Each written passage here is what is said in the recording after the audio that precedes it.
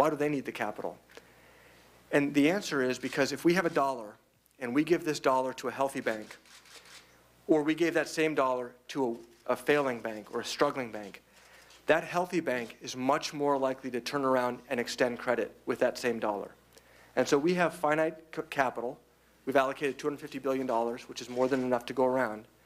But we want healthy banks to use it, to be realistic about their marks, and to extend credit. So we're focused on it. The regulators are focused on it too. Thank you. Good morning, Mr. Secretary. Very difficult job, sir. I'm glad I don't have your job. So the question I have is guiding principles. What are your guiding principles in the selection process? I can't think of a more difficult task than you have right now with folks that are coming to you for assistance, and it seems to me that you must have adopted a series of very important guiding principles. I wonder if you might share those with us. And just to follow up, you mean with the capital purchase program particularly, or generally for the TARP? General. Okay. Thank you. It's a good question. I think we segment it into different categories. We want to use the right tool for the right job.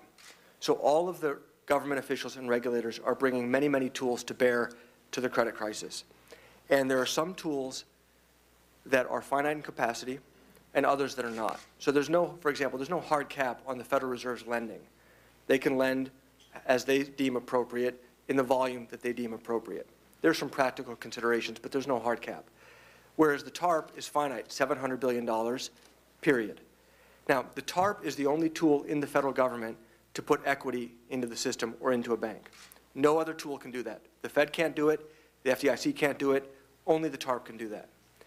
So we want to use the TARP and use each of our tools to their best purpose, to what they are uniquely capable of doing. So it wouldn't make sense, for example, to have the TARP become a lending program, because it would use capacity when the Fed can do it. So our criteria: we want to use the right tool for the right job. We want to bring all of our tools together to bear in complementary fashion.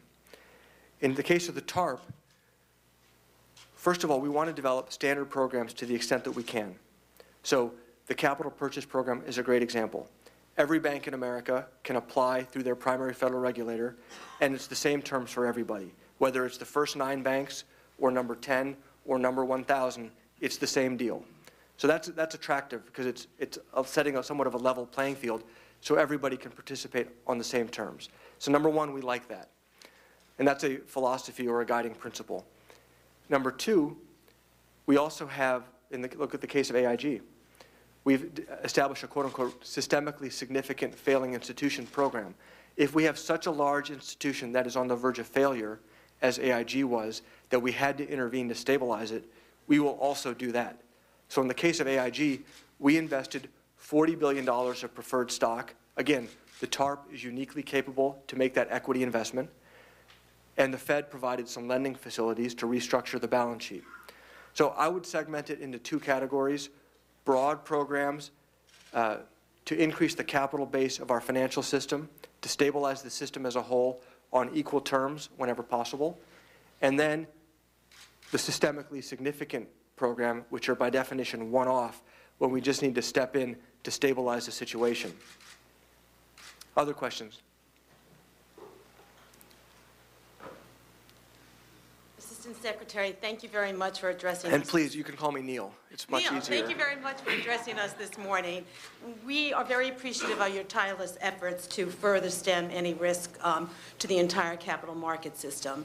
Much of the focus has been on the residential market, and we here, many of us, are concerned about containing any further risk to the commercial markets. Can you comment a bit on the SEC's recent discussions on modifying or suggesting modification to the mark-to-market rules?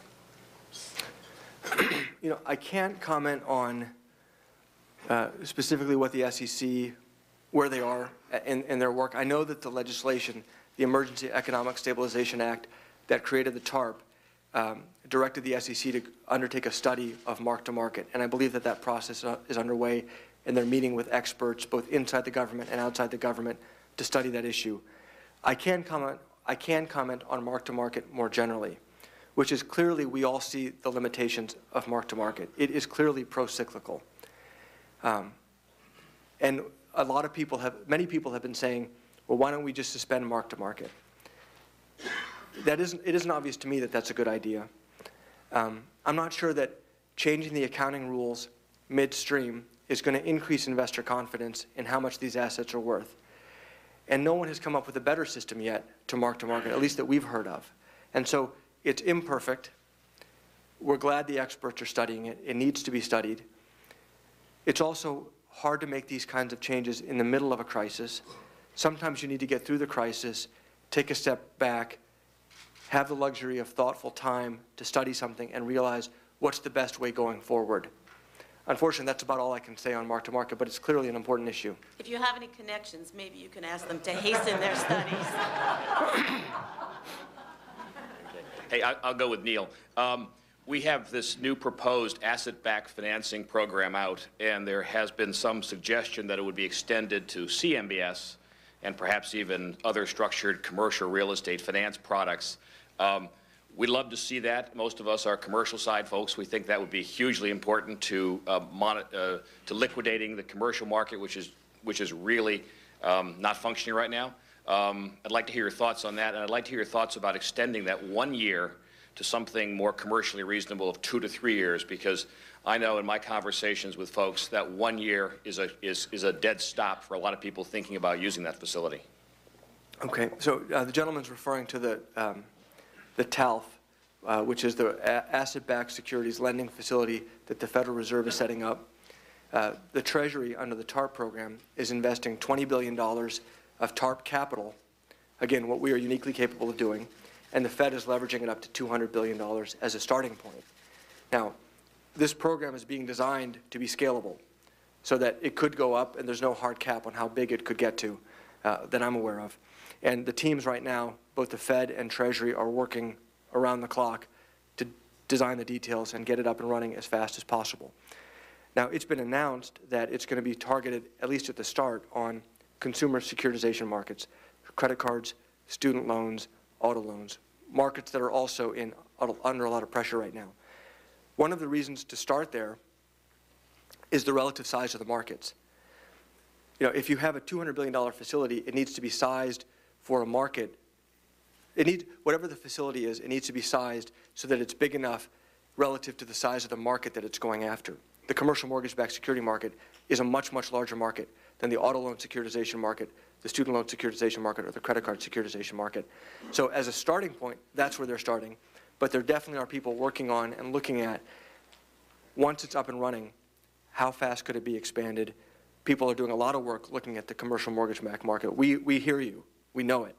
And we're focused on it. It's just not where we're starting, only because of some practical limitations of, let's start at a reasonable scale. As it's working, let's ramp it up, rather than come out of the box with a giant program, which may be hard to launch. So we are focused on that. What was the second part of your question? 1 year term. 1 year term. We've heard that feedback as well. Again, it's a Fed facility, so I can't speak for the Fed. But I think that feedback has been provided by many market participants.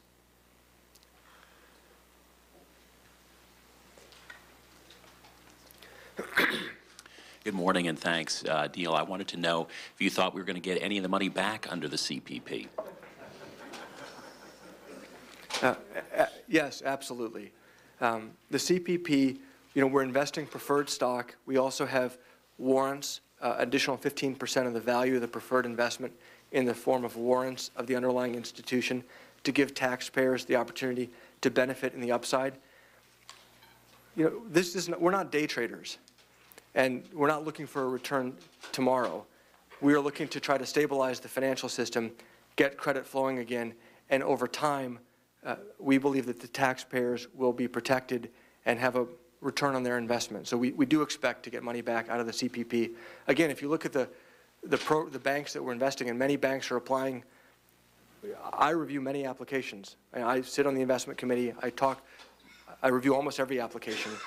And very high-quality institutions of all sizes, both private and public. There's some great banks out there doing really good work in their communities. Those are going to be good investments for the taxpayers.